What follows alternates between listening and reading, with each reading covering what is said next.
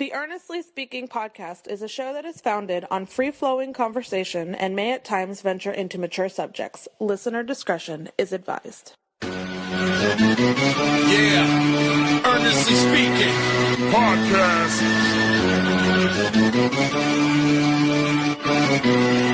Let's get it. I'm a giant in New York, in Miami carry heat. So much more in store, my product can flood the street. Opinion Nation Godfather, CEO. Puff in the late 90s, gon' see me blow. Oh, got my hustle on, no imitation of bad. Army of untouchables, Opinion Nation staff. Never an off season, homie, check the numbers. Heart throb in my own right, supplying southern comfort. Earnestly speaking, my ego is well fed. Earnestly speaking, you're too feeble and no threat. See, I'm like a hurricane, you're a mild breeze. Earnestly speaking, leaving Eli a dynasty. Shake!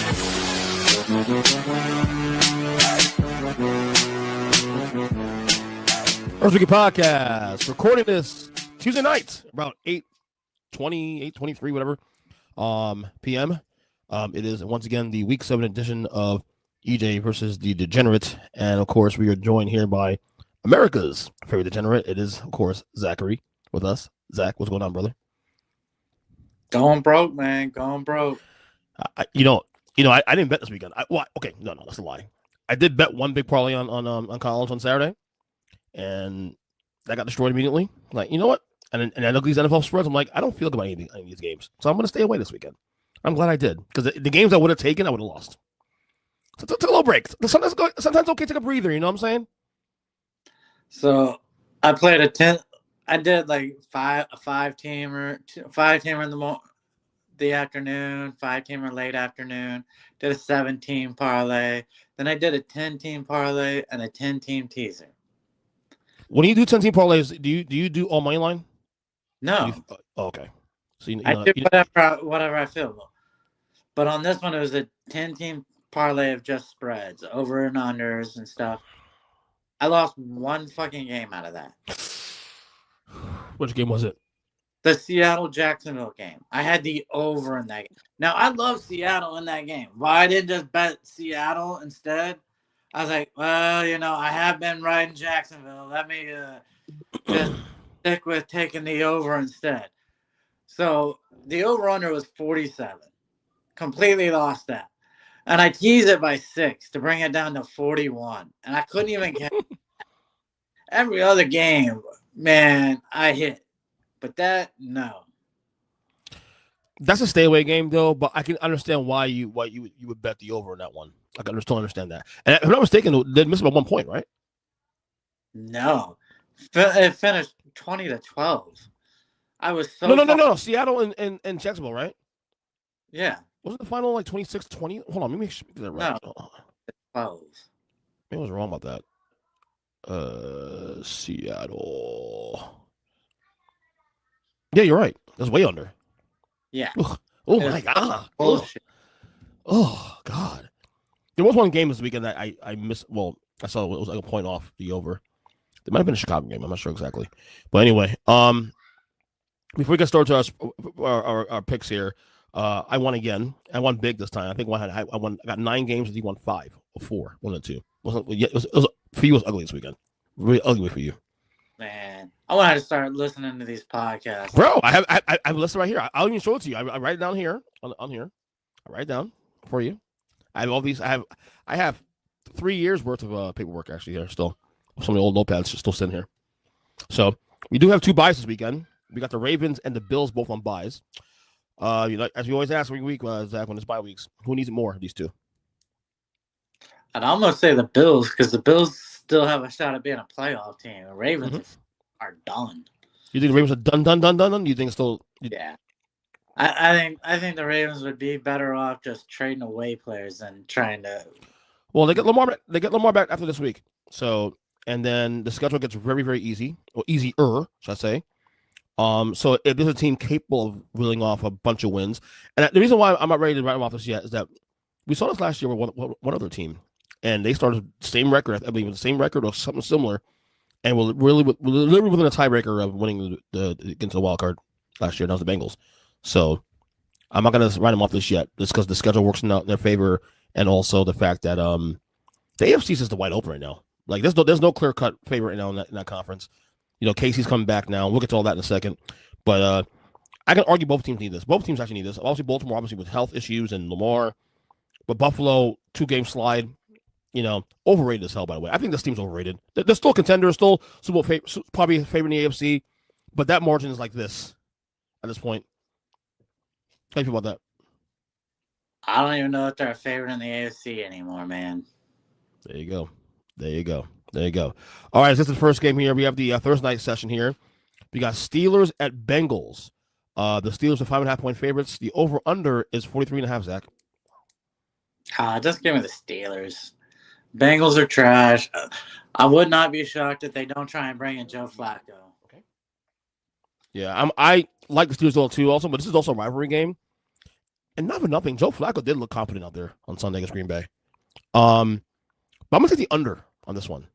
I don't know why. Because Steelers defense, they played well this weekend, but it's also Cleveland. But, I got a feeling this is going to be a ugly game. Don't know the weather in this game yet either, but I think the under is probably the safe bet here. So, all right, it's at the Sunday. I don't think this is a London. Is this an international game, or are we all done with that now? Finally. Oh no, there's still another international game. This will probably be it. Let me make sure it's an international game. No, this is definitely an international game. I think it's in London. We got Rams at Jaguars. The Rams are 3-point favorites. The over/under, Zach, is 45. Wow, give me the Rams. That defense will eat Trevor Lawrence alive. And even if Puka Nacua doesn't start or doesn't even play in the game, I think they got enough weapons.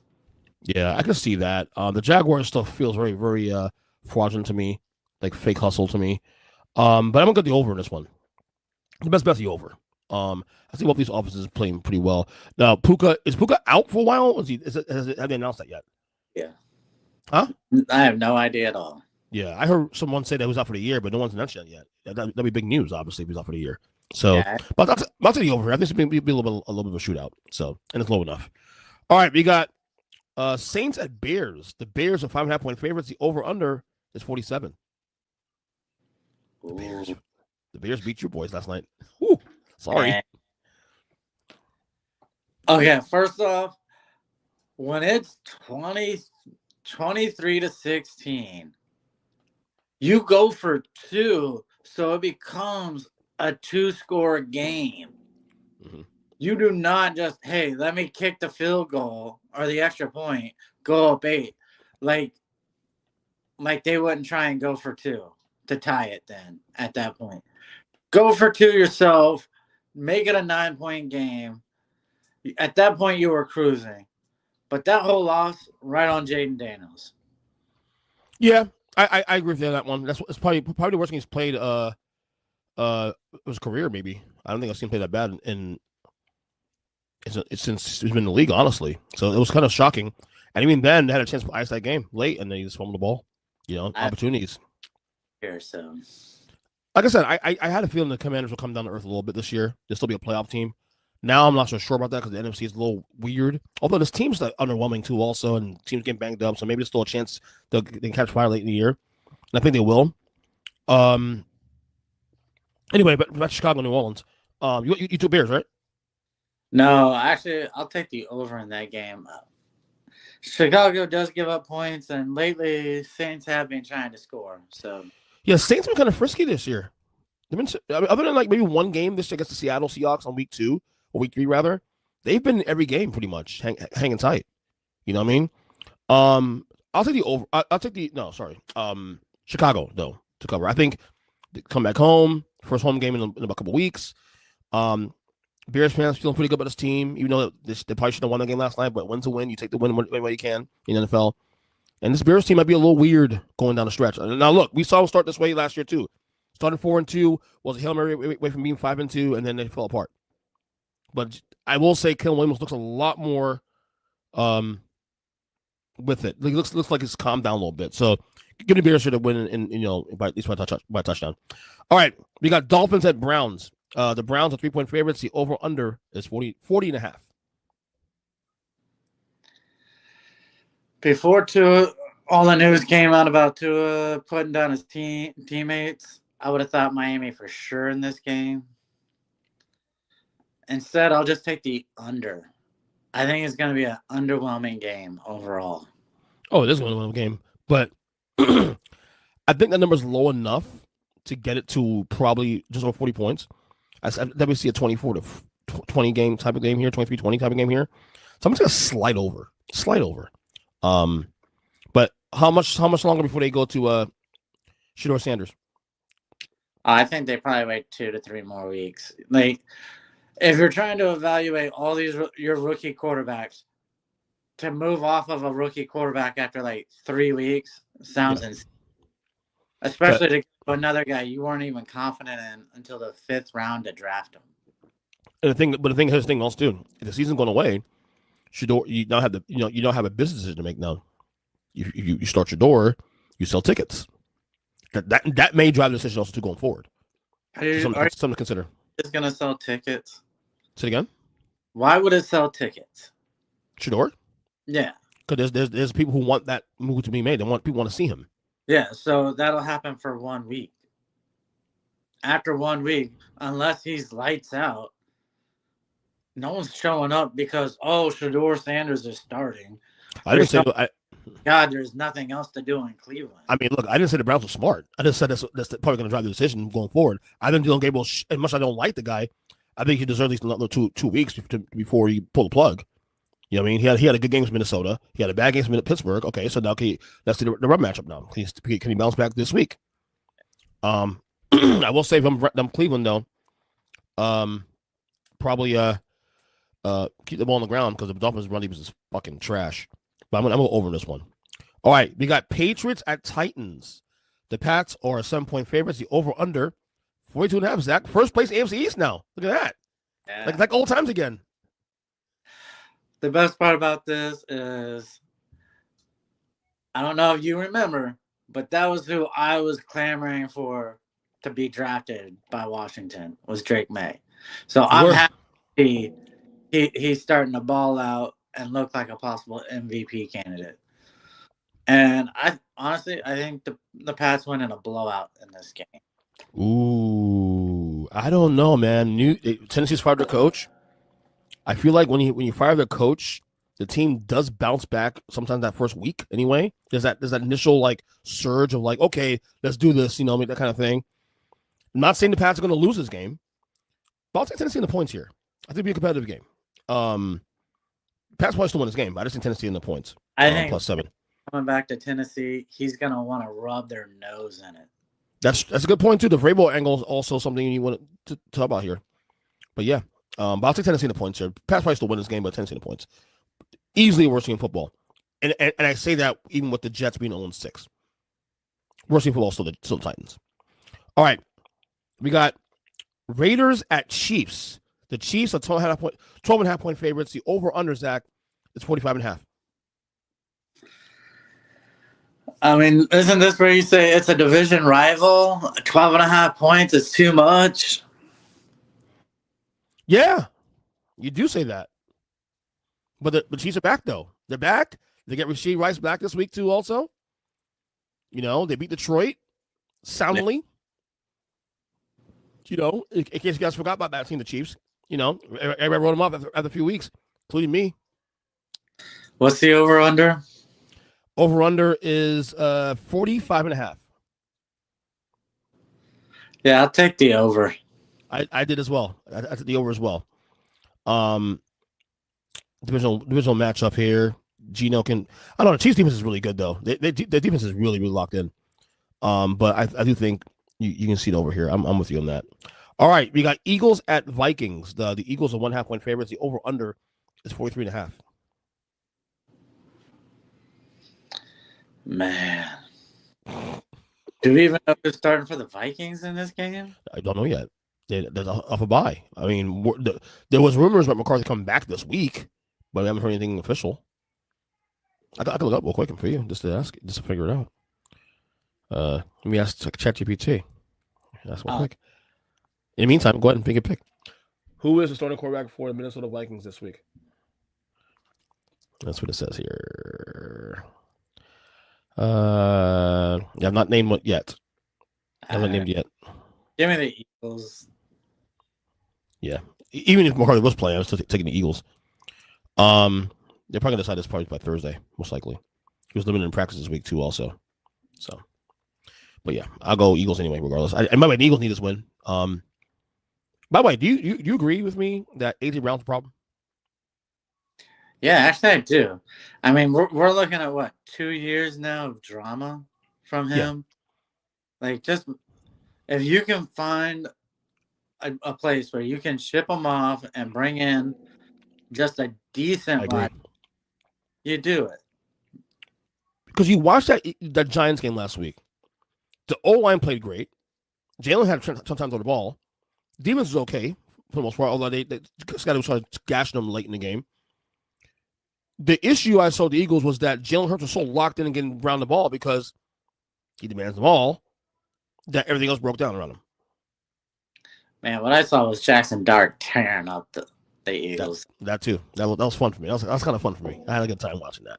Like, Eagles, defense is inspired right now. Yeah, I do think Philadelphia though, like you're starting to get 2023 vibes a little bit. Oh yeah, a little bit. But let's hope. Let's see that. Well, not hope because I'm not an Eagle fan. Let's see if they can nip it in the bud like they did last year. Remember last year they were 2-2 and had the same kind of situation. Sirianni's on a hot seat, and then they won every single game after that. So let's see if they can change that around. All right, but I'm going to Philadelphia as well too. All right, we got Panthers at Jets. The Panthers are 1.5 point favorites. The over/under is 42. All of a sudden, the Panthers are 3-3, frisky. Yeah, they're 3-0 at home. This is on the road, but I almost feel like Tyrod Taylor will probably end up starting in this game. If not, it'll be a quick hook. So give me the Jets. Yeah, I think that's going to first win of the year because I think the Panthers are due for a loss. That's why. It's the law of physics. You know what I'm saying? NFL, they're not this good. Okay, the Jets have been in these games. The Jets should have at least 3 wins on the board right now. Okay, I don't think their record is representative of who they actually are. They actually are a better team than what the record indicates. So give me the Jets here to win as well too. All right, here we go. Giants at Broncos. The Broncos are 6.5 point favorites. The over/under is 40. Oh, that's too big a spread. But the way the Broncos have been playing, every team they play against is basically in it. So give me the Giants plus the points. Ooh, you the Giants, huh? Interesting. I'm gonna go over on this one. Slow enough, because I don't know. Jackson Dart is such a wild card. You know what I'm saying? And because we only have a 3-game sample to work with, there's still he could probably have a bad game here, and maybe it will happen. Because have a great game here too, also on the road, because he's so unorthodox and he's so like such different, not a different quarterback, but the locker room has shifted dramatically in 3 weeks to this Giants team. Like they're responding in ways that we didn't see with Russ and definitely with Daniel Jones. But I'm not bold enough to put him on the points like you are. Denver is, this is when you start believing in Denver. Then they barely beat the Jets out in overseas. That wasn't fun. Yeah. So I'm gonna go over on this one. I think you get like a 23-20 game here. I think it's low enough to do that. All right, we got probably I guess the game of the week maybe. No, actually not really. No. Colts at Chargers. The Chargers 1.5 point favorites. The over/under is 45. Zach. So it wasn't until yesterday when I'm listening to the Pat McAfee show, or was it the Rich Eisen show? But I'm listening to one of them, and they're going over the Colts schedule, and it's like, oh my God, they have literally played like the 6 worst teams in all of football so far this season. But guess who else in that category? The Buffalo Bills. Yeah. The 4 wins are against the worst teams in football. I'm talking about the Saints, the Dolphins, the Jets, the Ravens. Yeah. Well, the Ravens one's a little weird because Lamar did play that game. So, yeah, I'm with you. But, win's a win. You take what you can. But go ahead. I'll stick with Indiana Jones till he lets me down. Yeah, I'm same. I'm going Indiana as well, too. Because, again, what they're doing is sustainable.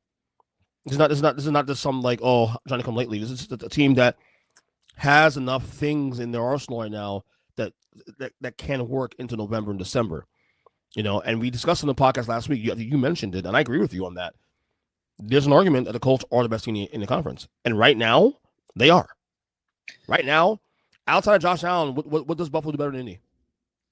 Well, I mean, after the last 3 weeks, I would have to say the Chiefs are. But Well, they're back now. I mean, obviously they're back in the conversation. So, but Indy and Buffalo, like, what does Buffalo do better than Indy outside the quarterback? That's it. Yeah. So give me Indy as well too. I'm not really impressed with the Chargers. That's late. They barely beat the Dolphins on Sunday. The Dolphins were a stupid team. They would have lost that game. Give me Indy as well. All right, we have Commanders at Cowboys. The Commanders are 1.5 point favorites. The over under 55.5. Zach.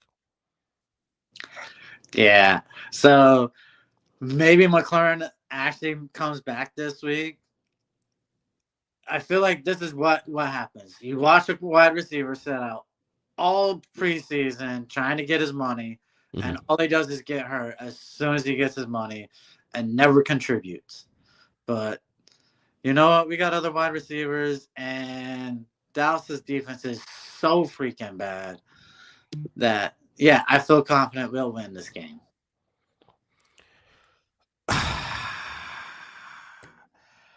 Maybe this is me putting some positive energy in this because I have a bet for this one. I'm going to go Dallas this one, man.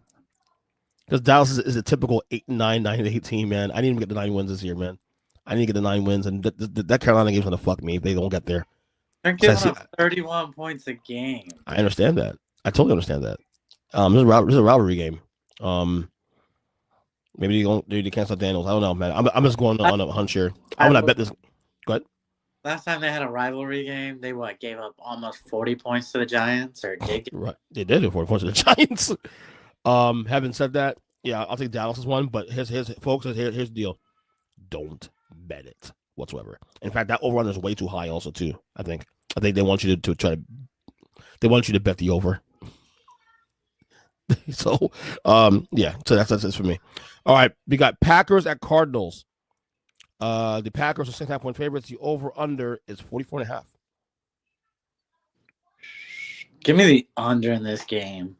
All right, the Packers. I just don't believe in them anymore. And I'm not sure who's going to start at quarterback, because didn't they bring him Brissett at the end? He looked good.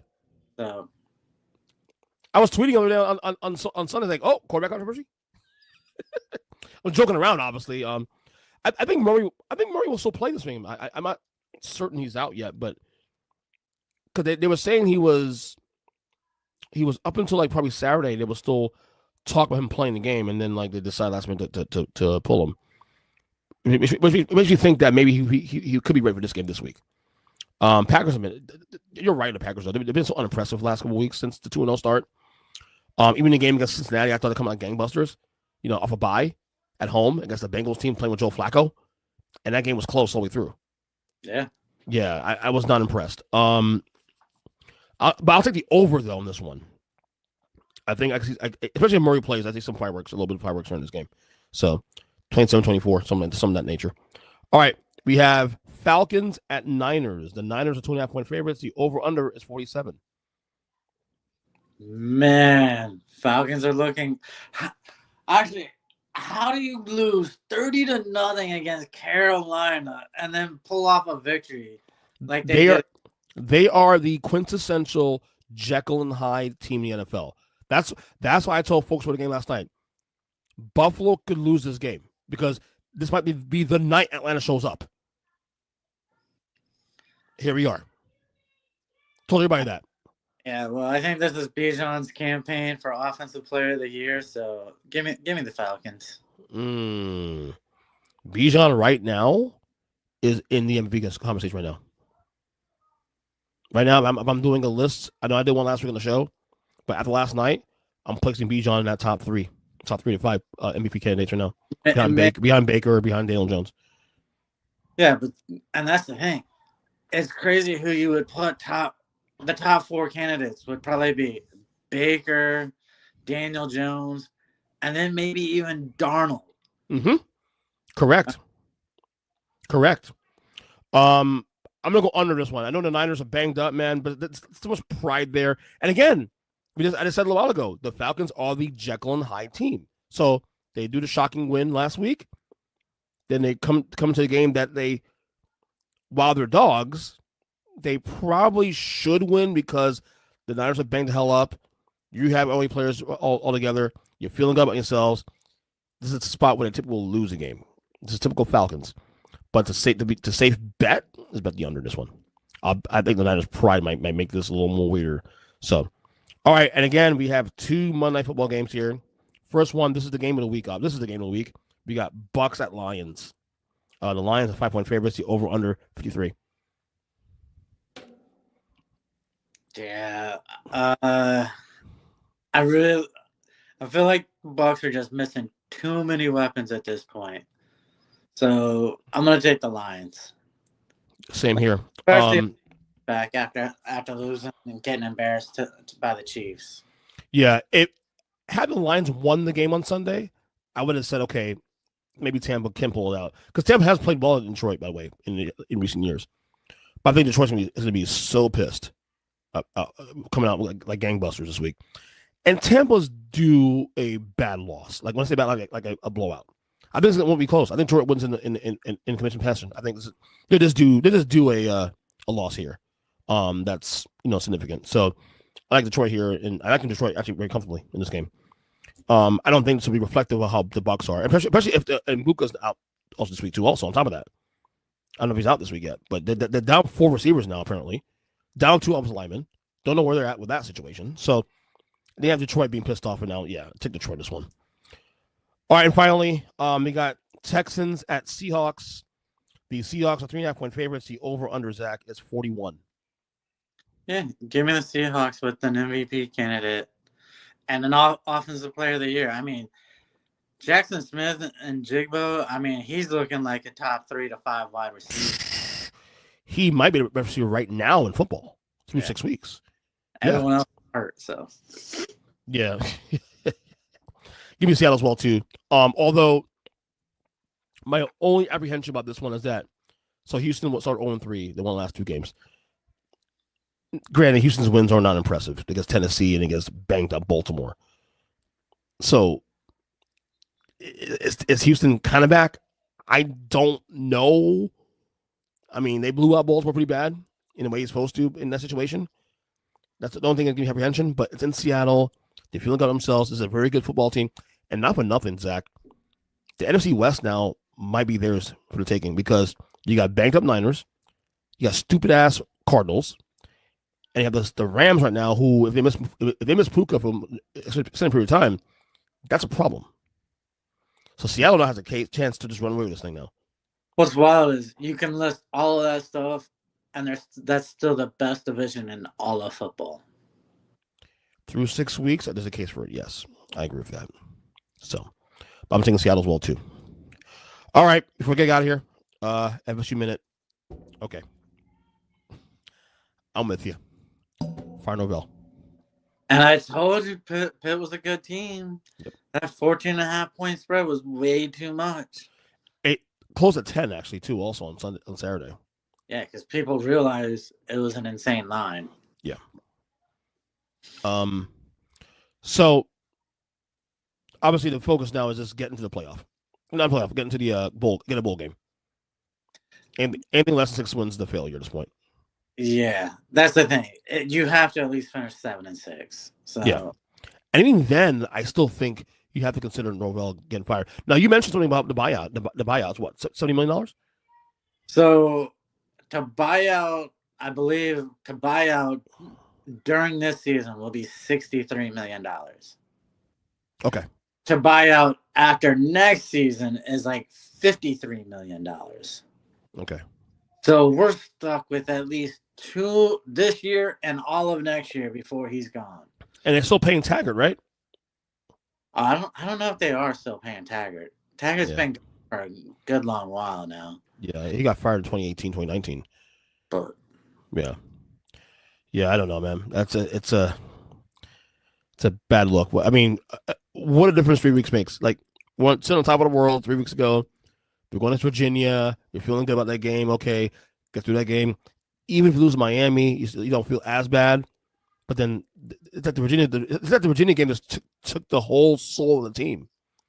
Oh yeah. So it's just insane. Oh my gosh. Ugh. Anyway, FSU plays Stanford in Stanford. They are 17.5-point favorites. The over/under 53.5. They should win this game. If you want to get back in the grace of fans like me and you, they better win this game the way you're supposed to. Stanford sucks. Okay, win this by fucking 30 points.